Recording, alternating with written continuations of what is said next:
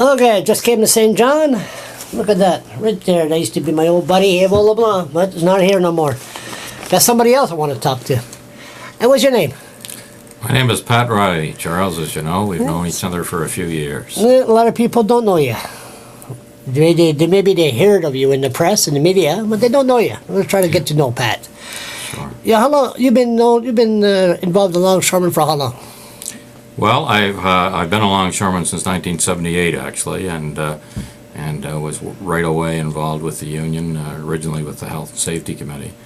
I was elected to the job I'm in right now, Business Agent Secretary Treasurer, back in 1986, and I've been doing this job every year since. There's an election every 2 years, so I'm held accountable by the membership, and I'm very thankful that they've re-elected me a few times. You'll be there for life. You got no problem. You earn the respect from the membership. Speaking of membership, how many members there was in the union in the 80s? Well, when I first came into the union, Charles, there would have been approximately 750, and now we're down to about 109. So, 109. Yeah. My God, that's a lot.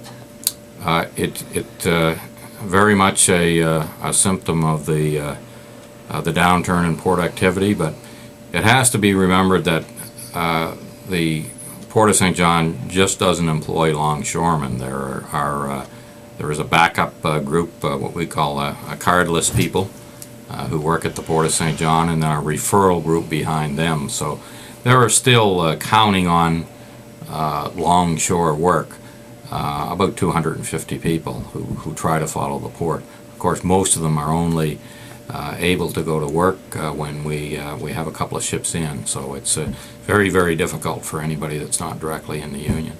And then, of course, what people also forget is that associated with the Port of St. John, I like to say, in fact, I recently had to resurrect the old axiom, but as the Port of St. John goes, the City of St. John goes. So there are a lot of people that are not longshoremen that count on the Port of St. John being in a very good position so that they can make a living and so on and so forth. And we're talking about people associated with the railway industries and the trucking and the tugboats and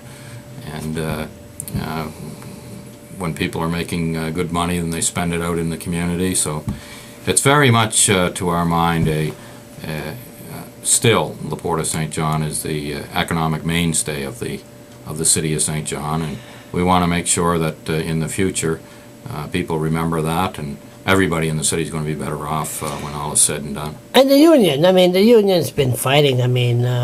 The Port of St. John, they made history. What was it? In the 70s, the strike to stand up for the people, the government of Argentina, what was it? In 1979, actually, we probably received more credit than we should. It was actually a group of Argentine expatriates in Toronto who got the ball rolling on that, and it was about some people being very cruelly treated back in their own country, their family and friends, and they got organized with church organizations and environmental groups, and of course the labor movement. And we happened to be where they were going to ship some heavy water through our port to Argentina, and we were asked to respect a picket line, which we did, and fortunately it was one of the most successful picket lines in the history of the labor movement, because it ended up having some political prisoners released, and probably brought some international pressure on that military junta in Argentina, and contributed to their eventual overthrow. I'm here, it's Christmas Eve, you're here, right? Nobody around, just you.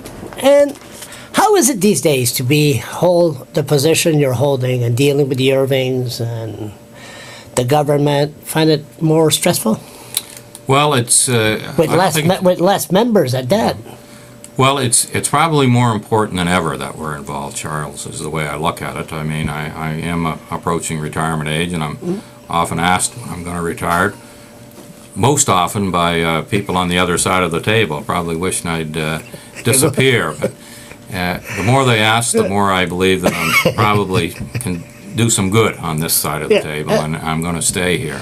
It's tougher from the perspective of when things get tough, and people always look to the bottom to make more cuts. Everybody wants to suggest that the reason things are wrong are because people are making too much money at the bottom, and as we well know, that's never the case. Unions are needed more than ever. Oh, yes. When unions are doing well, then minimum wages go up, and look at the shipyard. so on and so forth. So we think that now more than ever, unions have to recognize that they've got a role to protect their memberships, and also they've got a role to remember that all those who are not doing well in our society right now count on them to stand up for them, because they don't have an organized voice. So again,